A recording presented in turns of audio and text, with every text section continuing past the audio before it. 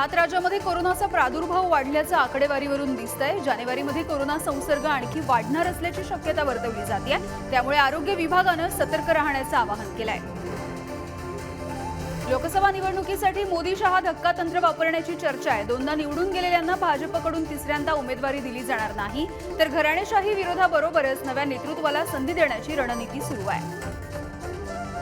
पश्चिम बंगालमधील भाजपचे नेते माजी खासदार अनुपम हाजरा यांची राष्ट्रीय सरचिटणीस पदावरून हकालपट्टी करण्यात आली आहे। भाजपचे अध्यक्ष जे.पी. नड्डा यांनी याबद्दलचे आदेश दिलेले आहेत।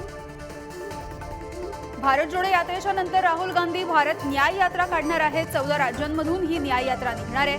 14 जानेवारी ते 20 मार्चच्या दरम्यान मणिपूर ते मुंबई अशी ही यात्रा असेल। इंडिया आघाडीचे नेते 22 जानेवारीच्या नंतर एकत्रित अयोध्येला जाण्याची शक्यता आहे। राहुल गांधी, केजरीवाल, उद्धव ठाकरे, ममता बॅनर्जी, नितीश कुमार, अखिलेश यादव एकत्रितपणे अयोध्येमध्ये जाण्याची शक्यता आहे। प्रस्तावित मशिदीच्या स्थळाला सुद्धा ते भेट देण्याची शक्यता आहे।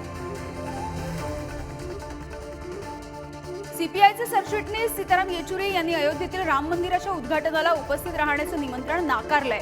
धर्म हा वैयक्तिक निवडीचा विषय आहे, त्यामुळे ते निमंत्रण मिळूनही कार्यक्रमाला उपस्थित राहणार नाहीत।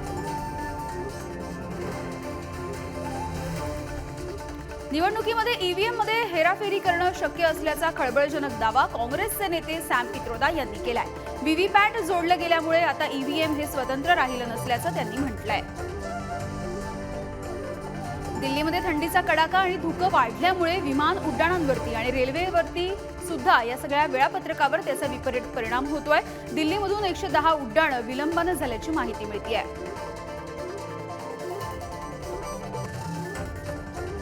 पंतप्रधान नरेंद्र मोदी यांनी सौदी अरबचे क्राऊन प्रिन्स मोहम्मद बिन सलमान यांना फोन केलाय आणि संवाद साधलाय।